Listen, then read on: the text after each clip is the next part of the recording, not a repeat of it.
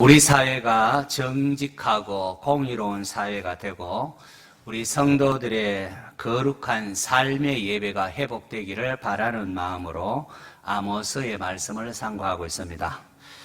하나님께서 정치 종교의 중앙 무대에서 활동하던 사람이 아니라 저기 면방 드보아에서 뽕나무를 재배하며 양을 치던 아모스를 불러서 북이스라엘에 가서 하나님의 말씀을 전하도록 그렇게 하셨습니다. 당시 북이스라엘은 여로보암 2세의 치하에서 경제적으로 번영을 누리고 있는 시기입니다. 그런데 문제는 이러한 번영의 혜택이 모든 백성에게 골고루 간 것이 아니라 일부 지배 계층이 독점하고 빈익빈 부익부 현상이 심화되었습니다. 지도자들의 사치와 방탕, 도덕과 윤리가 그야말로 사치와 방탕으로 도덕과 윤리가 땅에 떨어지고 있었습니다. 많은 사람이 요구하는 성문에서는 뇌물이 이렇게 주고받고 참 가난한 사람들은 억울한 재판 판결 앞에 어떻게 할 수도 없어서 발만 동동 굴릴 따름이었습니다. 하나님을 예배한다고 그렇게 예배는 성행했지만은 사람들이 종교적 열심과 또 이렇게 형식이 예배인 양 제물을 이렇게 드렸지만은 그러나 가정에 돌아가서 사회에 돌아가서는 여전히 불의를 행하며 그렇게 하면서 그래도 우리가 이렇게 예물도 드리고 하니까 내 신앙은 좋으려니 그렇게 착각들을 하고 있었습니다.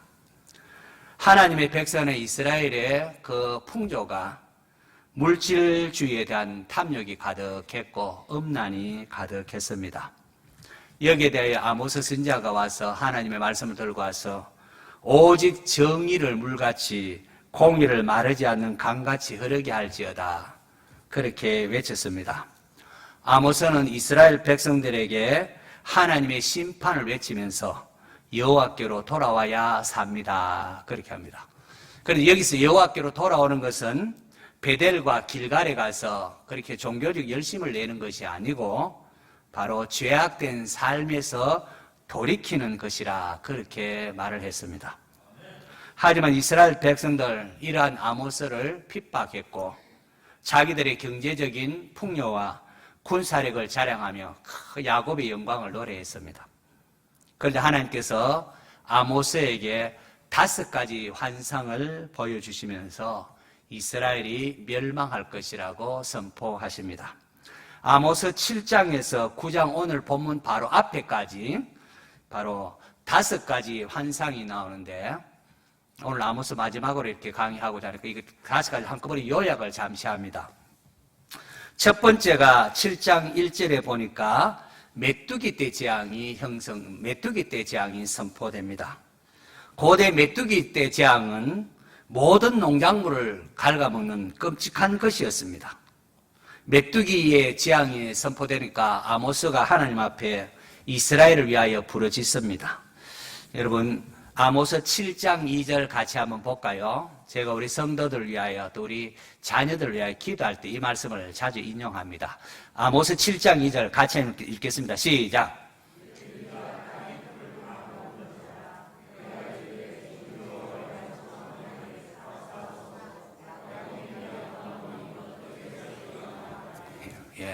메뚜기 떼 재앙이 다 앓아가 버리면 가난한 사람들이 먹을 것이 큰일 아닙니까?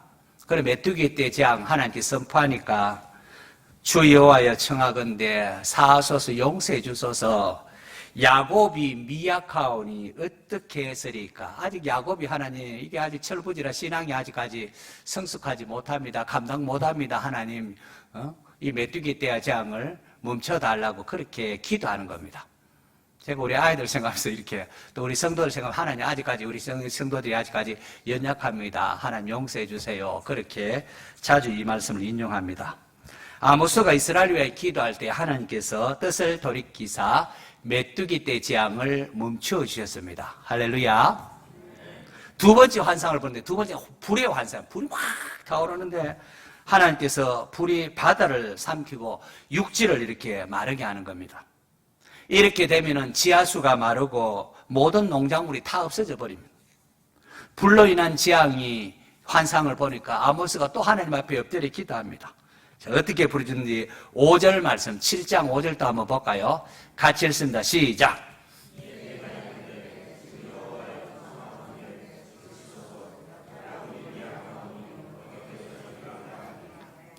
여러분들도 자녀를 위하여 기도할 때 이 말씀을 좀 부여잡아도 괜찮을까? 하나님, 아직까지 우리 아무개가 아직까지 신앙이 약합니다. 하나님 참으소서 용서해달라고 그렇게 아모스가 이스라엘을 위하여 기도했습니다. 아모스가 이스라엘 백성을 위해 기도하니까 하나님이 다시금 뜻을 돌이키사 불의 재앙을 멈추셨습니다. 할렐루야. 여러분, 기도가 중요하지 않습니까? 하나님께서 택한 백성들의 그 간절한 기도를 귀하게 여기시사 멸망을 지연시키시고 회개할 기회를 주시는 겁니다. 자, 그러나 여러분, 계속해서 이스라엘의 악행을 할 때에 하나님께서는 방치하지 않으십니다. 3번째부터 5번째까지 이 환상을 통하여 하나님께서 이제 이스라엘 더 이상 용서치 않겠다는 내용이 나옵니다. 3번째 환상이 다림줄 환상입니다. 다림줄 알죠? 이렇게 건물 벽돌 짓고 할 때 똑바른가 이렇게 다림줄을 재보면 빗든지 바른지 이렇게 재는 거 있지 않습니까? 무엇이 잘못되었는가를 보게 하시며 하나님께서 심판을 선포합니다. 이 다림줄 환상이 심판이 선언이 될 때에 그 쭉 읽어가면은 베델 제사장 아마샤가 아모스에게 이런 말을 합니다. 너는 유다 땅으로 돌아가라. 거기서 예언을 하고 거기서 떡을 먹으며 예언하라. 그렇게 했습니다. 하나님의 말씀을 맡은 아모스를 갖다가 밥이라 먹고 살려고 행하는 직업인처럼 취급하면서 핍박을 했습니다. 여기에는 하나님의 엄미한 심판이 있습니다. 하나님의 말씀을 거부하는 자에게는 더 이상의 용서가 없습니다. 이건 4번째 환상을 통하여 보다 분명히 드러납니다. 4번째 환상은 여름 과일 한강줄이가 보이는 환상입니다. 여름 과일은 마지막 추수를 일컫는 것으로 이제 이스라엘은 끝이 이르렀다 그런 내용입니다. 그래서 끝이 이르렀고 더 이상 용서는 없다 그런 말씀입니다. 이 4번째 환상을 하면서 아모스 선지자가 마지막으로 설교를 하는데 8장 4절 이하에 너희들이 가난한 자를 삼키고 땅에 힘없는 자를 망하게 하려는 자들아 이 말을 들으라. 너희가 이르기를 월삭이 언제 지나서 우리가 곡식을 팔며 안식일이 언제 지나서 우리가 밀을 내게 할꼬 예발을 작게 하고 세계를 크게 하여 거짓 저울로 속이며 은으로 힘없는 자를 사며 신한켤레로 가난한 자를 사며 찌꺼기 밀을 팔자 하는도다 하면서 하나님께서 내가 야곱의 영광을 두고 맹세하노니 그들의 행위를 내가 잊지 않겠다. 이로 말미암아 딱이 떨겠으며 하면서 하나님은 저주를 선포합니다. 성도 여러분, 여름 과일 마지막 추수를 말하면 이제 끝이 이르렀으니까 용서치 않겠다고 하시면서 아모스 선지자가 마지막으로 다시 한 번 더 이스라엘 백성들의 죄악을 책망을 합니다. 이게 무엇을 의미하겠습니까? 오늘 우리가 지금 코로나 상황이 계속되고 있지 않습니까? 또 러시아 우크라이나 침공에 따라서 곡물값이 폭등하고 가스값이나 또 이런 여러 가지 석유 이런 값이 폭등을 해서 또 세계 경제가 지금 전체적으로 얼어붙고 있습니다. 글로벌 경제는 서로서로 돌아가야 되는데 하나가 막히니까 전부 뭐 줄도사 나듯이 지금 어려움 중에 있지 않습니까? 자, 이런 문제가 있을 때 우리는 하나님 빨리 코로나를 종식시켜달라고 전쟁도 금지하게 해달라고 우리가 함께 기도하고 있습니다. 그런데 문제는 조금 다른 각도에서 우리가 또한 볼 필요가 있다는 겁니다. 이게 이제 개인적인 기도가 제목이 되면 우리가 질병으로 인하여 질병 빨리 낫게 해달라고 기도하고 또 돈 문제, 경제적 문제, 하나님 돈을 좀 많이 줘서 이런 여러 가지 어려움을 해결해 달라고 우리가 기도합니다. 그런데 다림줄 환상을 말하면서 아모스의 설교를 보면 우리가 좀 더 다른 각도에서 접근할 필요가 있다는 것을 배웁니다. 아모스가 예언한 각종 여러 가지 재앙들은 왜 그런 재앙이 주어집니까? 이스라엘 백성들이 죄악된 길에서 돌이키도록 하기 위한 겁니다. 하나님께서 결국은 코로나라든지 러시아 우크라이나 침공이나 이런 전쟁이라든지 이런 것을 통하여 오늘 우리들에게 현대를 살아가고 있는 하나님의 백성들에게 지금 말씀하고 있다는 거죠. 그냥 단지 재앙이 없어지게 해달라 그렇게 때를 쓸 것이 아니라 우리가 하나님 앞에서 뭐가 잘못됐는지 죄악된 길에서 돌이키도록 해야 한다는 거죠. 우리 신앙생활에, 우리 기도생활에 이렇게 반드시 점검해야 할 부분이 바로 이 부분입니다. 우리는 문제만 생기면 그저 문제만 바라보고 하나님 이 문제 없애달라고 막 그렇게 때를 쓰고 기도합니다. 문제 없어지고 나면은 뭐 똑같이 또 옛날 생활하고 똑같이 살아. 그러면 안 된다는 거죠. 코로나가 종식되고 났을 때에 코로나 전과 후가 예배에 대한 태도라든지 우리의 삶의 모습들이 달라져야 한다는 겁니다. 먼저 물질과 권력, 건강을 구할 것이 아니라 우리는 하나님의 얼굴을 구해야 합니다. 하나님께 모든 것이 달려 있습니다. 하나님의 얼굴을 구하기 위해서는 죄악된 길에서 돌이키는 회개가 우리에게 요구가 됩니다.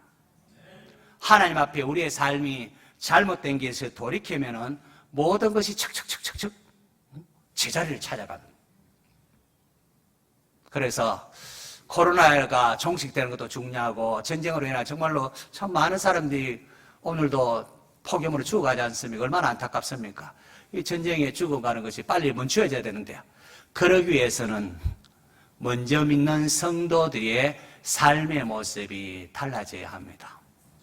교회 와서는 하나님하고 막 이렇게 영광을 돌리는 것 같은데 교회당 문만 나가면은 세상 사람과 전혀 다를 것 같고 돈을 위해서라면은 뭐 신앙이고 뭐고 팽개치지 않고 한 이런 모습들이 변해야 된다는 겁니다. 이 여름 과일 마지막 그 한강줄이 그 환상을 할 때에 또 하나 눈여겨볼 게 아모스 8장 11절입니다. 8장 11절 한번 읽어볼까요? 8장 11절 같이 읽습니다. 시작.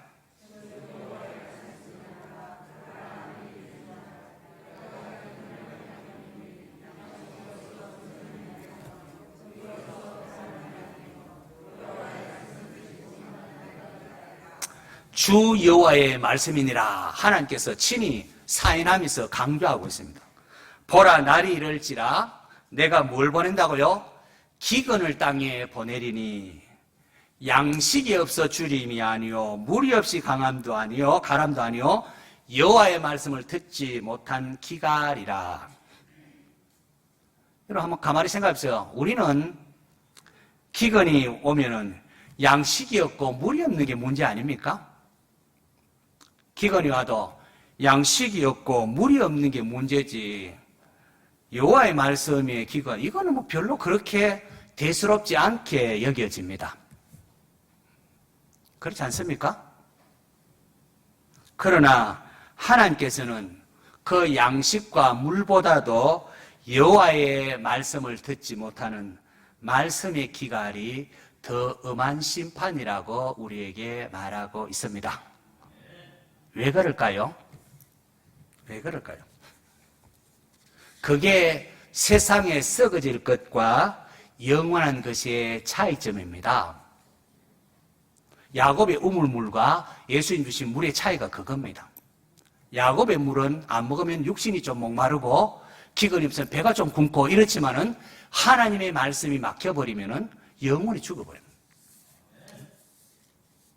육신의 죽음 정도가 아니라 영원한 죽음이 기다리기 때문에 여호와의 말씀의 기근이 더 엄한 심판이라는 거예요. 반면에 하나님 말씀이 들린다는 것은 기회가 있다는 거예요. 하나님의 말씀을 듣고 내가 죄악된 길에서 돌이키고 순종하는 자에게는 말씀 순종이 곧 영생으로 이어집니다. 우리가 말씀대로 순종하면 하나님 우리 인생 책임지겠다는 게 성경 전체의 내용입니다. 그래서 우리가 죄악된 길에서 돌이키고 하나님의 얼굴을 구하고 하나님을 찾게 되면은 영원하신 하나님, 풍족하신 하나님과의 관계가 되면은 기도할 때마다 하나님께 주심으로 더 이상 굳이 뭐 내 주머니에 아니더라도 늘 하나님을 바라보면서 영생을 맛보는 삶을 살아갈 수가 있게 되는 거죠. 하나님께서 이스라엘의 아모스 선지자를 부르다가 보내심은 축복이었습니다. 하나님께서 돌이킬 기회를 주신 겁니다. 하나님께서 말씀의 사역자를 통하여 여러분 귀에 말씀이 들린다는 것은 엄청난 축복입니다. 왜요? 돌이킬 기회를 하나님 주시는 거기 때문에. 그런데도 계속해서 고집 피우면은 나중에 어떻게 될까요? 하나님이 더 이상 말씀을 주시지 않습니다. 말씀 주지 않으면은 망하는 거거든. 오늘 우리 삶도 마찬가지입니다. 우리가 곁길로 나가면은 하나님께서 이런저런 사인을 주십니다. 이런저런 사인. 우리 몸도 그렇습니다. 조그만 사인이 왔을 때 빨리 하면은 큰 병에서 막을 수 있는데 조그만 사인이 계속 와도 막 무시하고 뭐 괜찮아하고 버티고 병원에도 안 가고 하다가 나중에 빵 터지는 거 아닙니까? 하나님께서 우리의 삶 가운데 야 그래 가면 안 되지 돌이켜야지 하면서 이런저런 가정의 사인도 주고 교회의 사인도 주고 합니다. 가장 구체적인 것은 뭐 설교를 통하여 구체적으로 또 지적당하는 게 제일 구체적이라 할 수 있습니다. 그런데 계속해서 말씀을 거부하고 많은 뭐 찔림이 있어도 하나님 말씀 앞에 순종하지 않고 계속해서 거부해버리면은 나중에 우리의 양심은 화인맞은 죽은 양심이 되고 마면 그럼 더 이상 하나님 말씀이 뭐 그런갑다 하고 전혀 들리지 않습니다. 그렇게 되면은 멸망을 피할 수가 없게 됩니다. 하나님 말씀 들을 때 아이고 어쩌면 좋습니까 하면서 여호와 하나님이여 나를 살리세요 하고 하나님 찾고 돌이켜야 되는데 계속해서 거부하면 말씀을 거부하면 나중에 하나님이 말씀을 막아버립니다. 그럼 뭐 들리지도 않습니다. 자 그렇게 해서 멸망을 피할 수 없게 되고요. 아모스 선지자가 본 마지막 환상은 주님께서 여호와께서 제단 곁에 서서 기둥머리를 쳐서 부스러지게 합니다. 여러분 제단 곁에 서서 기둥머리를 쳐서 부수게 한다. 이게 무슨 의미겠습니까? 제단 곁에 삶으로서의 예배가 없고 단지 막 종교적인 열심에만 사로잡혀 있는 이스라엘의 잘못된 예배제에 대한 심판을 뜻합니다. 특별히 기둥머리 부서진다는 것은 이스라엘의 제사장과 지도층이 치명상을 입는 것을 우리가 하여금 연상케 하는 것이기도 합니다. 그러면서 하나님의 심판이 얼마나 철저하게 진행되는지 아모스 9장 2절부터 4절까지가 나와 있습니다. 2절부터 4절까지도 또 한번 읽어보겠습니다. 2절에서 4절 같이 읽습니다. 시작. 그들이 파고 서울에 들어갈지라도 내 손이 거기에서 붙잡아 낼 것이요 하늘로 올라갈지라도 내가 거기에서 붙잡아 내릴 것이요 갈멜산 꼭대기에 숨을지라도 내가 거기에서 찾아낼 것이요 내 눈을 피하여 바다 밑에 숨을지라도 내가 거기에서 뱀을 명령하여 물게 할 것이요 그 원수 앞에 사로잡혀 갈지라도 내가 거기에서 칼로 명령하여 죽이게 할 것이라 내가 그들에게 주목하여 화를 내리고 복을 내리지 아니하리라 하시니라. 하나님의 심판을 피하여 숨을 곳이라고는 아무것도 없다는 겁니다. 역사적으로 여로보암 2세가 죽은 후에 25년 만에 북이스라엘은 BC 720년 아수르에 완전히 망하고 맙니다. 여로보암 2세가 죽은 후 25년 만에 북이스라엘 아수르에 망합니다. 수도 사마리아가 함락되고 다시 회복되지 않고 망합니다. 남유다는 북이스라엘 망한 후에도 한동안 더 지속됩니다. 하지만 남유다 역시 제약으로 인하여 BC 586년 바벨론에 의하여 예루살렘이 함락되고 멸망됩니다. 자, 이렇게 해서 아모스의 심판 메시지, 이스라엘의 멸망으로 끝이 나는 것으로 아모스가 종결될 것 같습니다. 그런데 난데없이 오늘 저와 여러분 읽은 아모스 9장 11절부터 15절까지 말씀이 마지막 뒤에 첨부되어 나타납니다. 이게 뭡니까? 이것은 이스라엘의 회복에 관한 말씀입니다. 이제 완전히 끝장났는데, 그런데 이스라엘 회복에 관한 말씀이 이어집니다. 아모스 9장 11절, 12절, 요건 우리 같이 한번 읽는 게 또 좋겠어요. 같이 읽습니다. 시작. 그날에 내가 다윗의 무너진 장막을 일으키고 그것들의 틈을 막으며 그 허물어진 것을 일으켜서 애축과 같이 세우고 그들이 에돔의 남은 자와 내 이름을 일컫는 만국을 기업으로 얻게 하리라. 이 일을 행하시는 여호와의 말씀이니라. 이게 참 당혹스럽습니다. 아니 하나님께서 죄악에 빠진 이스라엘 여러 번 경고했는데 돌이키지 않음으로 인하여 철저하게 징계하고 멸망시킨다. 그렇게 했는데, 그렇게 하고 난 다음에 갑자기 어떻게 이스라엘 돌이키는 그런 것도 없이 그날에 하더니만은 이스라엘의 회복으로 선지자가 글을 맺도록 합니다. 그러니까 여기에 대해 자유주의 신학자들은 이 부분은 아모스가 기록한 것일 수가 없다. 포로 후대 사람들이 이 말씀을 해서 이렇게 덧붙인 것이다. 그렇게 주장을 합니다. 그러나 여러분, 본문의 내용이 갑자기 이렇게 바뀌었다고 해서 그 이유만으로 자유주의자들의 그렇게 주장이 또 받아들이기는 어렵습니다. 우리는 원문 그대로 하나님 말씀으로 본다면은 오히려 이것이야말로 이스라엘 백성을 향한 하나님의 마음을 가장 잘 보여주는 것이라고 생각할 수가 있습니다. 하나님께서는 이스라엘이 적국에 의하여 죽임을 당하고 포로로 끌려가고 결국 완전히 망하게 이렇게 되는데요. 그 상황을 하나님 그냥 보고 있을 수가 없다는 거예요. 곧이어서 그날에 내가 다윗의 무너진 장막을 일으키고 하면서 이스라엘의 회복을 말씀하는 겁니다. 놀랍게도 구약의 선지자가 선지서를 보면은 대부분이 이런 형식으로 되어 있습니다. 하나님께서 선지서 전반부를 한결같이 하나님께서 선지자를 보면 막 이스라엘의 죄를 막 책망하시고 심판을 선포하시면 그렇게 해서 바벨론의 포로가 될 것이다. 또 북이스라엘은 아수리에 말 것이다. 그렇게 끝납니다. 그런데 갑자기 아무런 이유도 없이 갑자기 후반부에 들어가면은 가령 이사야 같은 데는 너희는 위로하라. 내 백성을 위로하라. 전혀. 그래서 자유주의자들이 이 선지서, 이 이사야서, 3이사야서 하면서 이렇게 이사야가 쓴 것일 수 없다 이렇게 주장하는 말들이 덧붙여 나옵니다. 하나님의 손에 충분히 벌을 받았다 하면서 이스라엘 회복이 항상 선지서 뒷부분에 다시금 나오는 것을 볼 수 있습니다. 아모스와 동시대인 호세아서도 보면 마찬가지입니다. 범죄한 이스라엘 향하여 로루하마 너희들은 긍휼함을 받지 못한다. 또 로암미 너희는 내 백성이 아니다 하면서 하나님의 심판을 선포합니다. 이렇게 범죄한 이스라엘, 그래서 로루하마 로암미라고 했는데 얼마 못 가서 하나님이 다시금 뭐라 하는가? 적국이 사로잡혀 울부짖는 모습을 보고는 하나님은 마음이 참지를 못하고 이스라엘 향하여 루하마 하나님의 경륜을 입은 자다 너희는 압니다 내 백성이다 하면서 이상합니다. 하나님 다시 얼싸 안는 것을 볼 수가 있습니다. 하박국서도 마찬가지입니다. 하나님 심판에 의하여 이스라엘이 바벨론 포로로 끌려갈 것이다 그렇게 말합니다. 그런데 끝이 아니고 나중에는 다시금 이스라엘을 회복시켰을 것을 말하면서 하박국이 노래하는 장면이 나옵니다.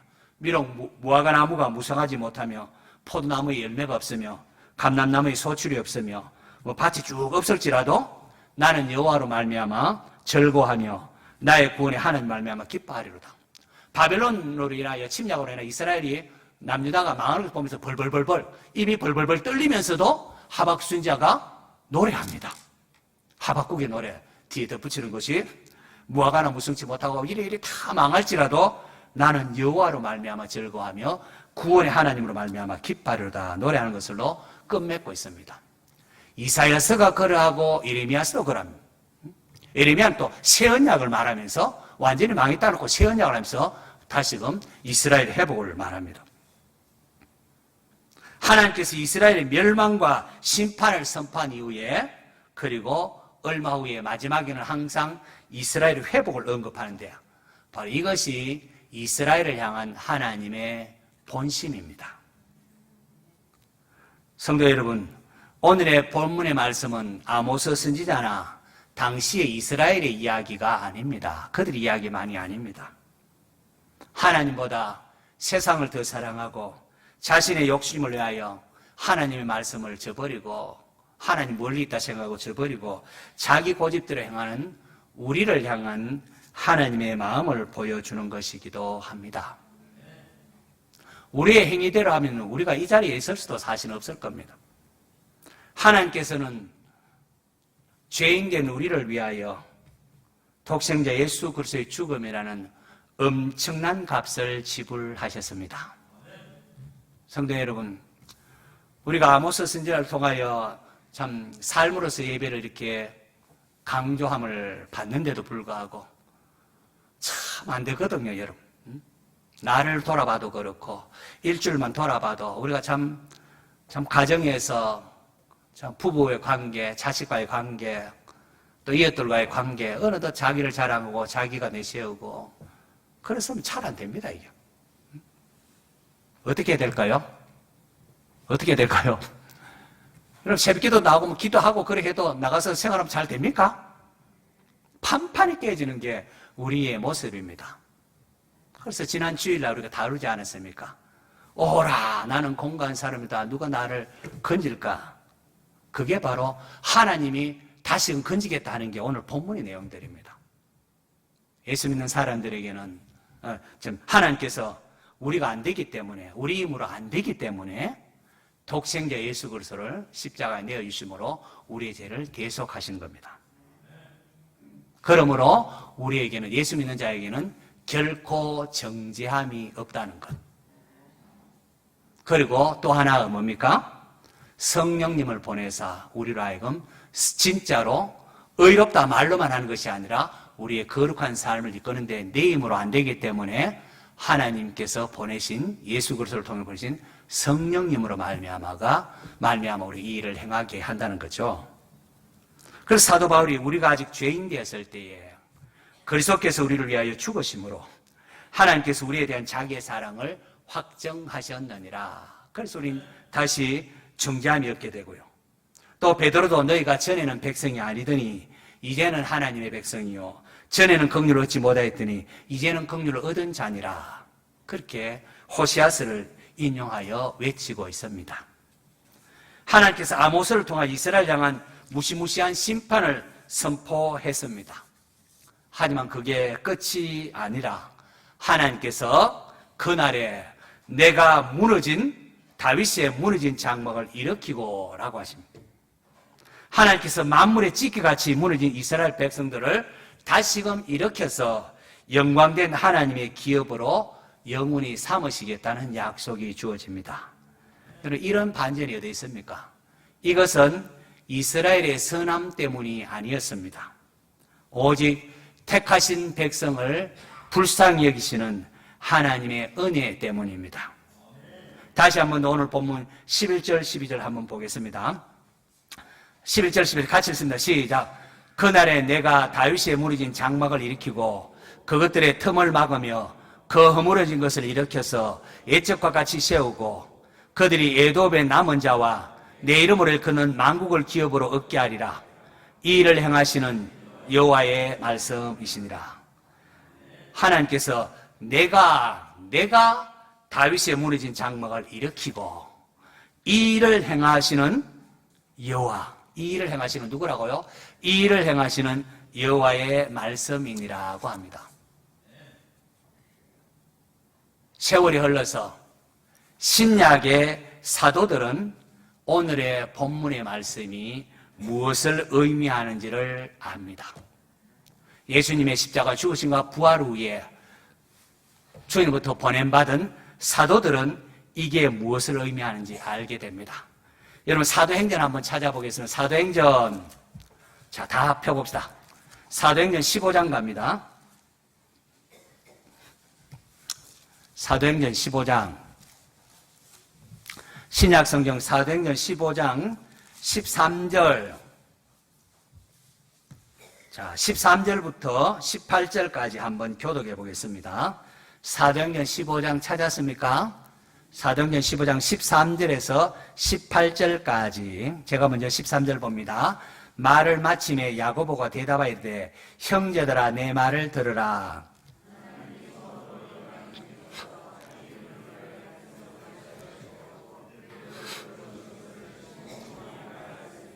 선지자들의 말씀이 이와 일치하도다 기록된다.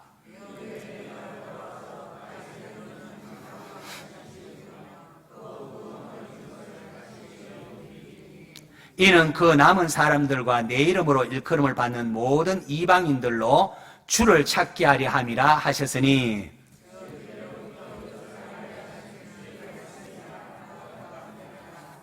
거기에 아모스 선지자가 한 말이 그대로 인용되고 있죠.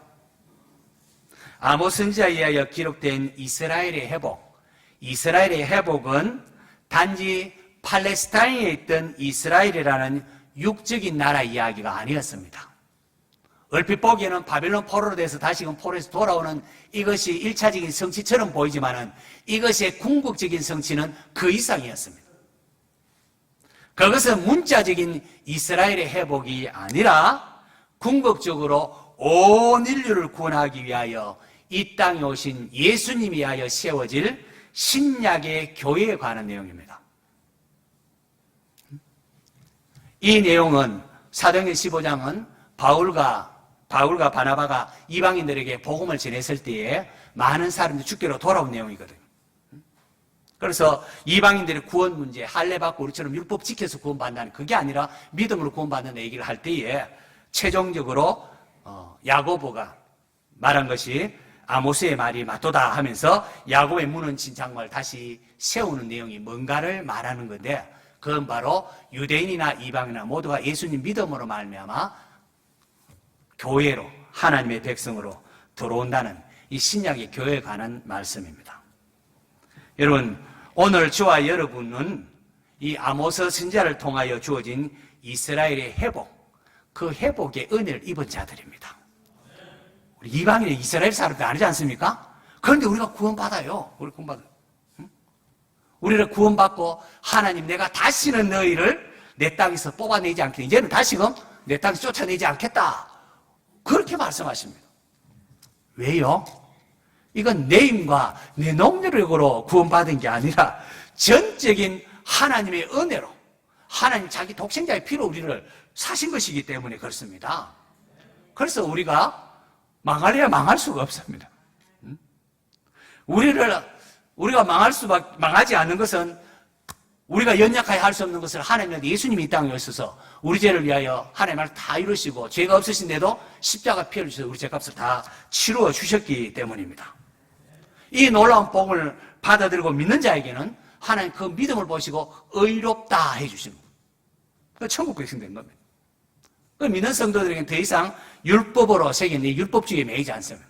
문자나 이렇게 돌에 새긴 아니라 우리의 마음에 하나님께서 성령으로 하나님 법을 새깁니다. 하나님 마음을 깨워주십니다. 보혜사 성령님께서 우리가 하늘나라 갈 때까지 우리와 함께 하시고 우리를 떠나지 아니하시고 우리를 예수 그리스도를 닮아가도록 그렇게 만들어 가십니다. 비록 우리가 지금 이 땅에서는 나그네와 같이 살지만은 장차 주님 재림하시면은 영원한 천국에서 주와 함께 왕노릇 할 것입니다. 그곳에서는 눈물이나 아픔이 없고 오직 기쁨과 평안만이 가득한 세상입니다. 그날을 바라보면서 오늘 저와 여러분이 해야 할 일이 무엇이겠습니까? 독생자가 내주신 그 하나님의 은혜에 감사해서 자원해서 하나님 앞에 충성하는 겁니다. 날 위해 피 흘리신 그 보혈을 생각하면서 성령님의 능력을 덧입혀서 죄를 미워하고 다윗의 무너진 장막을 다시 세우는 하나님의 사역에 하나님 우리를 동력자로 불러주시다는 겁니다. 그래서 땅끝까지 이르러 복음 전한 일에 우리가 최선을 다해야 하는 것입니다. 성도 여러분, 이 수요 예배를 통해 우리가 4번에 걸쳐서 아모스를 우리가 상고를 했습니다. 아모스를 통하여 종교적 열심히 자기 도취와 자기 만족에 있는 이스라엘 백성들을 향하여 하나님 예배와 그건 하나님 예배와 동떨어진 것이고 잘못됐다고 지적하고 있습니다. 하나님이 원하시는 것은 단지 값비싼 재물이 아니라 오직 정의를 물같이 공의를 마르지 않는 강같이 흐르는 백성들의 삶이 뒷받침되는 것이어야 한다는 겁니다. 성문에서 공의를 세우는 것이 있어야 된다는 겁니다. 다시 말해서 내가 몸담고 있는 삶의 현장에서, 여러분이 가정에서 또 직장에서 사회에서 하나님 기뻐하시는 그런 삶을 살아야 한다는 겁니다. 그런 삶의 예배가 뒷받침될 때에 우리가 함께 모여서 하나님 예배할 때에 우리 예배가 하나님 앞에 연락이 된다는 겁니다. 우리가 하나님 앞에 나가서 막 열심히 예배하고 막 열심히 기도하는 것 같은데 밖에 문 열고 나가서 막 나쁜 짓 하고 그러면은 우리 예배는 그건 하나님 기뻐 받는 예배가 안 된다는 겁니다. 그것은 그런 재물은 하나님께 차라리 문 닫았으면 좋겠다. 저는 코로나를 볼 때 그 마음을 벗어날 수가 없습니다. 우리의 삶으로서 예배가 바로 서기를 원하시는 하나님의 마음이 저는 여기에 담겨 있다고 생각을 합니다. 성도 여러분, 오늘 저와 여러분은 아모스 선지자를 통한 이 외침에 우리가 도전을 받아야 합니다. 형식적 종교적 열심이 아니라 공의를 행하며 인자를 사랑하며 이웃을 섬기는 모습이 있어야 한다는 거죠. 그리고 가정에서 부부가 싸우고 나면 기도가 안 된다고 하지 않습니까? 하나님께서 좀 풀어야 됩니다. 먼저 잘못했다고 풀고, 또 부모 자식 간의 관계도 이 매듭이 하나님 앞에 재물 들여왔다가 형제에 대해 원망 들 말이 있으면 이거 놔둬놓고 어떻게 하라고요? 먼저 가서 화해하고 와서 예물을 드려야 이 예물이 하나님 앞에 연락이 되고 우리의 기도가 응답이 되는데, 이거는 막 꽁 하고 절대로 안 미워하고 하나님 우리 죄를 용서해 주옵소서 하면은, 야 이놈아 네가 1만 달란트 빚진 자가 탕감받은 놈이 100단 이런 형제도 용서하지 못하는 놈이 그게 되겠느냐 하고 다시금 불합격 이리 된다. 그래서 가정에서 부모와 자식이, 직장에서 또 사회에서 이웃들을 존중하는 그런 섬기는 모습이 있을 때에 우리의 공적 예배가 하나님 기뻐하시는 예배가 될 수가 있다는 겁니다. 오랫동안 코로나 상황이 지속되는데 문제는 코로나 그 자체보다도 성도들의 바른 삶이 지금 필요하다는 겁니다. 물질주의, 음란이 지배하는 이 세상, 우리 기독교인들도 보면 돈 하지 않습니까? 이 세상에 물들지 아니하고 하나님이 나의 아버지 되심을 알고 늘 하나님과 교제하면서 하나님 얼굴을 구하는 삶을 살 때에 하나님께서 먼저 하는 나를 구하는 자에게 이 모든 것 너에게 더하시리라고 우리의 삶의 문제들이 다 이렇게 자기 자리를 찾아가게 되는 겁니다. 기회가 있을 때에 삶으로서 예배를 회복하는 성도 되시기를 바랍니다. 세상이 아무리 요지경이라 할지라도 하나님은 남은 자를 통하여, 여호와 이름을 부르는 이 남은 자를 통하여 다윗의 허물어진 장막을 다시금 세우십니다. 지금이 곧 그때입니다. 지금이 허물어진 다윗 장막을 세워나가는, 주님이 재림할 때까지 세워나가는, 우리는 아직 이미 구원받았지만 아직 완성에 이르지 못한 그런 과정에 있는 우리 성도들입니다. 우리는 각자가 내가 있는 그곳에서 하나님의 나를 찾고 하나님의 말씀에 순종하면 내 힘으로 안 되니까 어떻게 해요? 주의 이름을 부르면서 성령의 능력을 덧입혀서 그렇게 살기를 우리가 기도하면 하나님께서 남은 자를 통하여 하나님 나라를 세워나가십니다. 하나님 나라 완성은 물론 주님 재림하실 때죠. 그래서 우리는 수시로 넘어져서 다시 회개도 하고, 회개하면 손 씻는 것도 하고, 한번 목욕은 했지만 손발 씻는 것을 계속 하면서 그렇게 믿음으로 살아가는 성도가 되어야 합니다. 그래서 예수 믿는 성도들은 낙심할 것이 아니라 하나님 나를 붙드는 이 믿음을 바라보면서 주여 부르짖으면서 주님 주시는 힘으로 세상의 승리의 삶을 살아가도록 해야 됩니다. 원하기는 허물과 죄로 인하여 죽은 우리를 살리신 하나님의 은혜를 생각하면서 감사하고 성령의 능력을 덧입어 삶으로서의 예배를 우리가 하나님께 드림으로 이 시대에 하나님 마음을 기쁘시게 하며 하나님의 기쁨이 되는 성도 되시기를 축원합니다.